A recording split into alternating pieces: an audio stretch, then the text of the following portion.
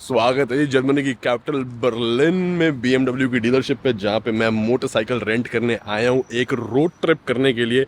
तो यूरोप में अगर आप आते हैं अपना इंडियन लाइसेंस लेके और मोटरसाइकिल पे एक्सप्लोर करना चाहते हैं तो उसकी क्या फॉर्मेलिटीज़, पेपर वर्क और कॉस्ट होती है और इंश्योरेंस के लफड़े होते हैं, वो आज हम जानने की कोशिश करते हैं। फिंगर क्रॉस, पता नहीं मिलेगी कि नहीं मिलेगी मोटरसाइकिल, मगर सारी ऑप्शंस यहाँ पे अवेलेबल हैं। R8 से लेके 310 GS से लेके 1200 तक। तो हमारे भाई साहब के पास तो ऑलरेडी अपनी है, ये मैं अपने लिए ले रहा हूँ ताकि थोड़े से मोटो ब्लॉग भी शूट कर सकें और आपके साथ इन्फॉर्मेशन भी शेयर करें और साथ में आपको दिखा दें थोड़ा बहुत जर्मनी। अब ये हम आए हैं यहाँ पे बाइक रेंट करने के लिए सीधा डीलरशिप पे BMW।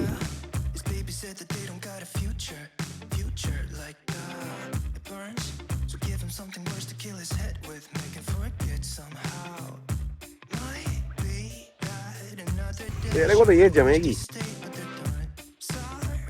अबे इसके तो ये इतने बाहर निकले हुए हैं। सेंटर का मतलब सेंटर होता है जहाँ तक मेरा ख्याल है। खैर भाई नहीं उठा लो ना यार, क्या है, नहीं उठा लो। कितने की लगी है? 21,000 यूरो की है बस। आधे आप डाल दो। काश होते मेरे पास। बाइक से कहना है कि सारी अवेलेबल है रेंट पे। ये G310 GS भी है और ये 40 यूरो के आसपास, 49 यूरोस के आसपास मिलती है, जिसके अंदर इंश्योरेंस होता है। ये अभी अवेलेबल नहीं है, रेंट सारी करते हैं बट अभी अवेलेबल नहीं है अभी, क्योंकि हमने बिल्कुल लास्ट मोमेंट कराई है। तो अभी जो इनके पास अवेलेबल है वो है GSA 1200, GSA नहीं, GS 1250। तो वो ये वाली। तो मैंने इनको बोला भाई मेरे ना थोड़ी हाइट के हिसाब से ये ज़्यादा है, तो वो कह रहे हैं हमारे पास, हम चेक करते हैं कि लो हाइट वाली पड़ी है तो आप उस पर बैठ के देख लो। रेट ये सस्ती है, ये है 699 यूरो पर वीक, यानी कि आप समझ लो तकरीबन 95 यूरोज अ डे। मगर अगर आपने लेनी है, जो मैं लेने का विचार है, वो खड़ी है पीछे R18 1800 सीसी क्रूज़र, क्योंकि लो बाइक है और ऑर्गेनिकली मेरे को क्रूज़र्स ज़्यादा पसंद है शुरू से। इससे पहले मैंने इंट्रूडर ही चलाई हुई है, जब भी थोड़ा बहुत चलाई थी, तो वो पड़ रही है 101 यूरो में पर डे। इसके अंदर जो है इंश्योरेंस इंक्लूड होता है, मगर जैसे आप क्योंकि यहीं के रहने वाले हो तो जो आपका इंश्योरेंस है उसमें अगर आपने गाड़ी ठोकी तो पहले 150 यूरो आपको देने पड़ेंगे ना। मुझे पता है कितने देने पड़ेंगे, 2500 या 1500। 1500। मगर अगर मैंने एक्सीडेंट कर दिया, पहले 1500 यूरो मेरे जेब से जाएंगे, उससे बड़ा तो मैं खैर क्या ही एक्सीडेंट कर दूंगा। उसके लिए भी इनसे पूछता हूँ कि क्या आपके पास फुल कवर है, चाहे उसका प्रीमियम फालतू देना पड़े। और ये थोड़े जो बाल बिगड़ गए ना, सॉरी अबाउट दैट, क्योंकि हेलमेट पहन के आए हैं तो हो जाता है थोड़ा सा। मैं से जाकर थोड़े बाल सेट करके आता हूँ ताकि लोग ये लगे कि बिना नहाए आ गए, है ना। जेल भी लगा। जेल तो क्या ही लगानी है, बस गुजारा कराते हैं। ये तो चला गया विंडो शॉपिंग करने, मैं अपने नंबर की वेट कर रहा हूँ।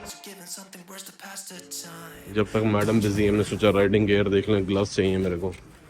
ये डिस्काउंट में? अब जो भी है यही है, अगर जुगाड़ वाले खरीदने। हाँ हाँ, फिलहाल टाइम पास के लिए, मतलब तो ऐसे ले ले कि बस हाथ भी बचा लें और बहुत ज़्यादा महंगे भी ना हो। टैग से ही साले महंगे हो जाते हैं। हाँ, टैग से महंगे तो हो ही जाते हैं, मगर रेट है क्या, फिर भी कुछ आइडिया तो लगे। तो लगा होंगे ना। 45 का तो ये है, ये क्या है? है ही नहीं इसमें, मैं क्या करूँ। किसी भी नहीं लिखा रेट। 19 अंदर हो प्राइस 80 यूरो। नहीं से अच्छा तो वहीं चलेंगे, वो भी खाली है। पासपोर्ट मांग लिया मैडम ने। खैर मैम, पासपोर्ट वैसे मिड रेंज में ना 850 बढ़िया रहती है, मगर इनके आगे ना फैंसी सारे ये लगे हुए हैं स्क्रीन वगैरह। तू कहाँ जा रहा है भाई? ऊपर ऐसी बाइक हमें मिल रही है, मतलब यही वाला मॉडल, और इसके अंदर ना ये लगे हुए हैं ऑलरेडी। 50 चली, 1700 चली है। 1700 चली है बस।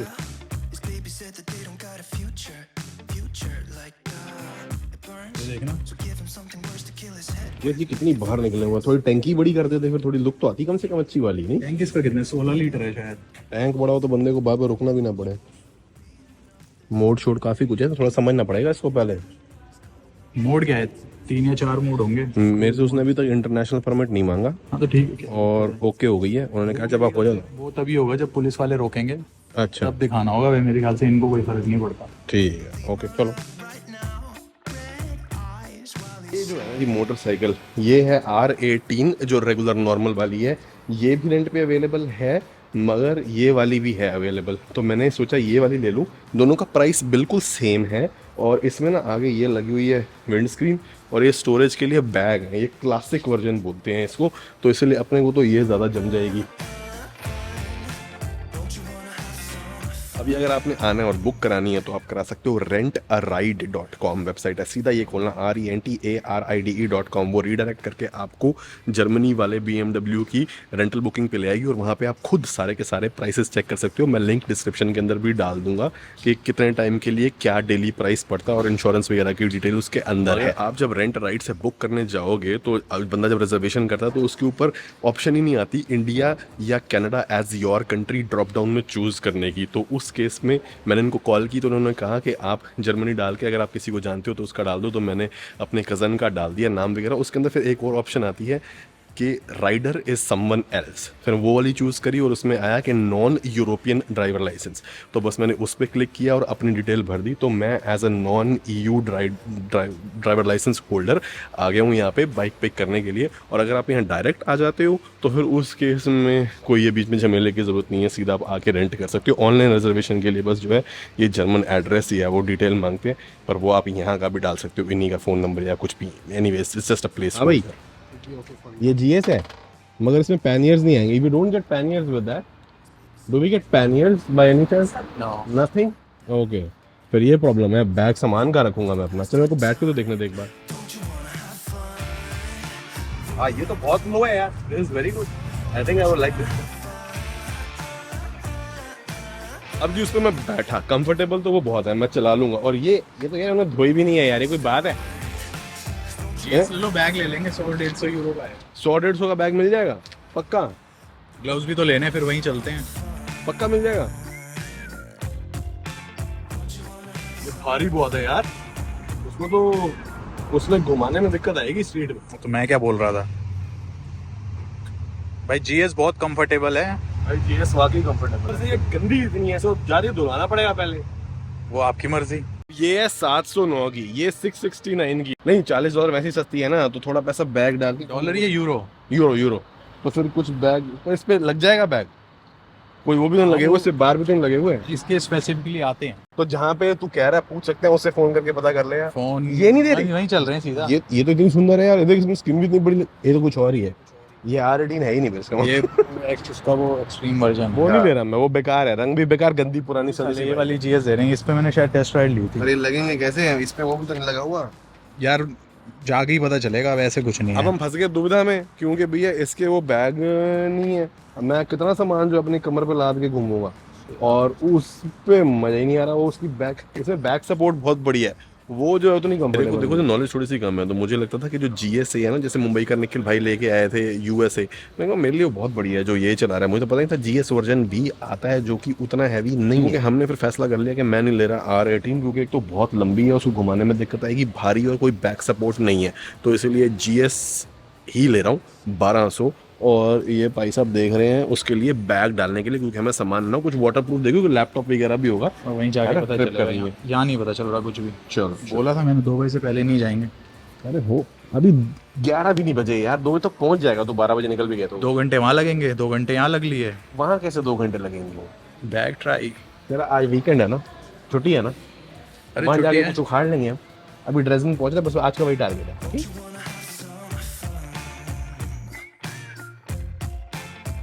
वैसे ये कितने की है यहाँ पे? 6800।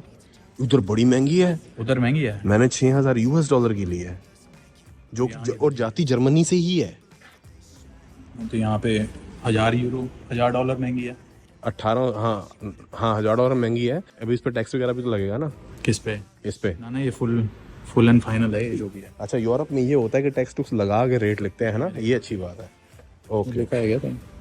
इंक्लूडिंग। हाँ, इंडिया में इससे कहीं सस्ती है, क्योंकि इंडिया में जो आती है ना, वो आती है थाईलैंड वाली। वहाँ पे थाईलैंड में जो असेंबल होती है। हाँ।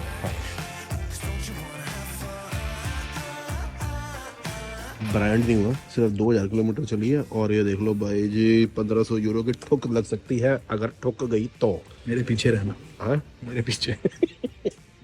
तुमने दाढ़ी कब कटाएगा पहले ये बता। अभी तो मैंने इतनी बड़ी कर ली थी, वो तो अभी काट लिया। अच्छा, इंश्योरेंस जो है ना डिडक्टेबल, वो तो 1500 यूरो ही है। और इनके पास ऐसा कोई प्लान नहीं है कि एक्स्ट्रा पैसे दे के आप वो 1500 भी बचा सको इन केस ऑफ एक्सीडेंट। दूसरी चीज़ ये है कि अभी हम 10:30 बजे रेंट कर रहे हैं, तो वो अगले सैटरडे को वापस करनी है। हमने 1 हफ्ते के लिए रेंट किया फिलहाल ट्राई करने के लिए, तो मैक्सिमम 12 बजे तक उसको वापस ला। लेफ्ट यील्ड्स टू राइट्स पता है ना? क्या मतलब? Left yield to right.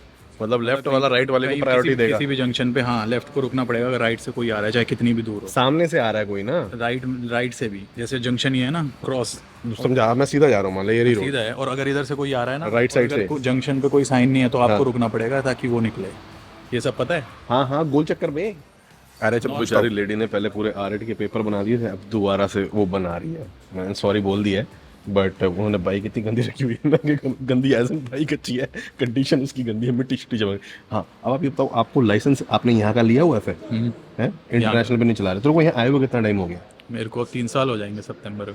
तो इसकी भी ना एक स्टोरी पे अलग से वीडियो बनाएंगे कि भैया जर्मन बंदे की, इंडियन बंदे की जर्मनी में लाइफ कैसी है, उसके बाद बताएंगे। करोड़ों लोग हैं इंडियन में। हाँ हाँ तो मेरी अकेले क्या बनानी है। अरे यार आप हमारे आदर्श हो ना इसलिए ये बताओ कि चलो यहाँ से जाने से पहले बना लेने, अगले साल कहीं और जाऊंगा। हाँ अच्छा ये भी प्लान है, चल ठीक है, इसकी लाइफ है बंदे की, डोलता रहता है यहाँ। अब ये बताओ लाइसेंस लेने के लिए टेस्ट तो दिया होगा यहाँ पे, उसके कितने पैसे लगते हैं? ड्राइविंग स्कूल ज्वाइन करना पड़ेगा, हाँ उसकी अलग रजिस्ट्रेशन फीस होती है, फिर पर क्लास के हिसाब से, मतलब गाड़ी के लिए होता है कि 90 मिनट्स की होती है, मेरे ख्याल से 90 यूरो लगते हैं पर क्लास। फिर आपके ऊपर है कि भाई मिनिमम अगर आप ट्रांसलेट करवा रहे हो लाइसेंस हाँ तो मिनिमम मेरे ख्याल से 5 क्लास तो लेनी होती हैं। अच्छा, और ट्रांसलेट मतलब किसी और कंट्री का कन्वर्ट करवा रहे यूजली हो जाता है, मतलब जैसे कि अगर यूके या हाँ मेरे ख्याल से कनाडा और यूएस का नहीं होता, ओके मतलब जैसे अगर आप यूरोप अदर किसी और यूरोपियन कंट्री से हो और आपको जर्मन करवाना है तो वो डायरेक्टली हो जाता है।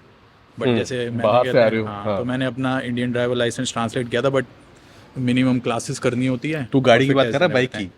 दोनों में यही है। अच्छा तो तेरे को कितनी क्लास लेनी पड़ी? मेरे को मिनिमम 5 तो लेनी होती है। और टेस्ट के कितने पैसे लगते हैं?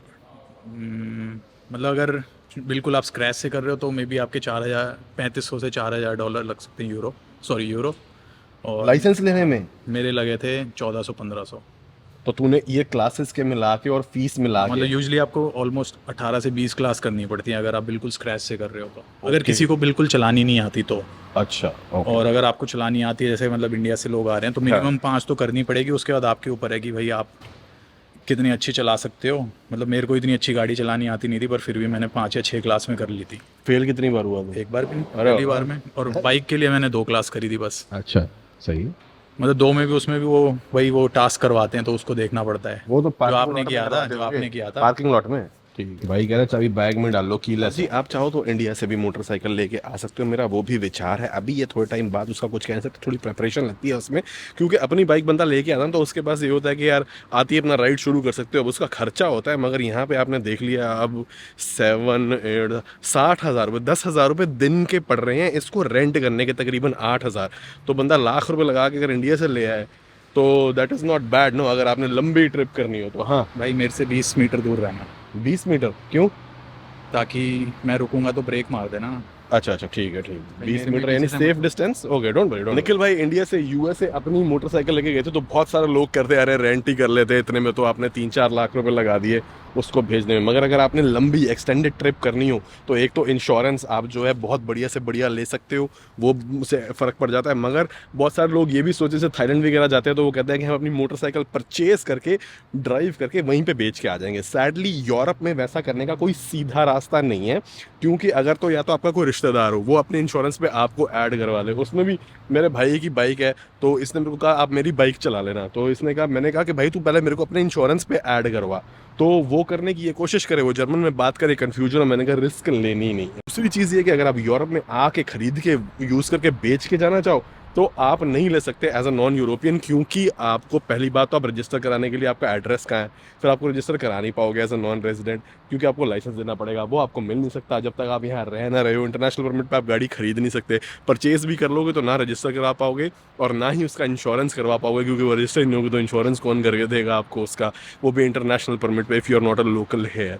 तो हालांकि इन दोनों चीज़ों में डायरेक्ट कनेक्शन नहीं होता, मगर ये दोनों काम लोकल रेजिडेंस के बिना एटलीस्ट यूरोप में नहीं होते। और ये मेरी बड़ी लिमिटेड जानकारी के हिसाब से जितना मैं थोड़े टाइम में पता कर पाया हूँ, और ये चीज़ें चेंज होती रहती हैं। हो सकता है मैं गलत हूँ, हो सकता है कल को चेंज हो जाए और ये ऑप्शन खुल जाए, बट फिलहाल तक तो नहीं थी। इसलिए मैंने यूएसए में अपना मोटर होम लिया जो मैं ले सकता था, और यहाँ पे मैंने बाइक रेंट करी है अभी फिलहाल, चेक करने के लिए मैं कितना कंफर्टेबल हूँ। सही लगी तो अपने इंडिया से खरीद के ले आएंगे। Push the okay, Now you turn it off. okay now this is on. Baby said that they don't got a future like Ready to start? You have your candle heater, Okay. the different modes Okay. for riding. Okay. At the top right corner, Okay. you can see and choose which one you want. Okay. I would suggest starting with Road, Okay. and as soon as you feel comfortable with her, Mhm. you can try Enduro 2. Okay. Tempo and cruise control. Okay. Turn it on, Uh-huh. turn it off. Oh, can you quiet switch off, it to quiet off. English by any chance? Yes, of course. So Okay. you can either way go right Okay. or left, Oh, nice. or you can go down. E5, E10. Okay. And this only opens if the bike is turned off. Okay अब जी हमने कहीं of road तो जाना नहीं, चलो उतनी घबराहट वाली बात नहीं है, थोड़ा इसको साफ सुथरा करना पड़ेगा, बग्स वगैरह लड़े हुए हैं इसके ऊपर, बट अब यही है, देखो रिस्क तो है मगर हम ये रिस्क ले लेते हैं ताकि इससे थोड़ी हमारा एक्सप्लोर करना भी हो जाए, इन्फॉर्मेटिव वीडियो बन जाए, इस लिहाज से कि आप लोगों को जो है ना, अगर आप ये चीज़ करना चाहें तो हमारे नॉलेज, हमारे एक्सपीरियंस और हमारी गलतियों से मेन सीख सकें, क्योंकि अभी हम कर रहे हैं, अभी तो ले रहे हैं, बाकी आगे पता नहीं एक्सपीरियंस कैसा होगा। मैंने ज़िंदगी में आज तक पहले कभी ये बाइक ना चलाई है, ना मैंने आज तक कभी क्रूज़ कंट्रोल यूज़ किया है जो बता के गई है इसके अंदर है, ना मेरे को इसके मेन्यू सेटिंग कुछ भी नहीं पता, तो इसीलिए ट्राई करते हैं। और उम्र मेरी हो गई है 36 की, तो ऐसा तो है नहीं कि भैया नवा जवानी चढ़ी हो, तो कई सारे शौक लाइफ में पूरे करने का मौका थोड़ी सी उम्र के ना लेटर हिस्से में मिलता है, क्योंकि शुरुआत में तो बंदा मेहनत करने में, सब सेट करने में लगा होता है। हमारा तो खैर अभी तक सेट नहीं हुआ, एक बार सेट हो गया, अब सेट भी हो चुका है बट फिर भी भगवान ने हिम्मत दी, आप लोगों का सपोर्ट है तो कर रहे हैं ट्राई। लगता है उसने स्टार्ट कर ली, बाइक खुंदा खा गया, कह रहा जल्दी कर। एक चीज जो पता नहीं भूल गया था, एक हफ्ते में चलाने के लिए इसको मिले सिर्फ 1500 किलोमीटर, और उसके ऊपर अगर आप चलाओगे तो 0.67 सेंट्स ऑफ यूरो आपको जो है वो पे करने पड़ेंगे।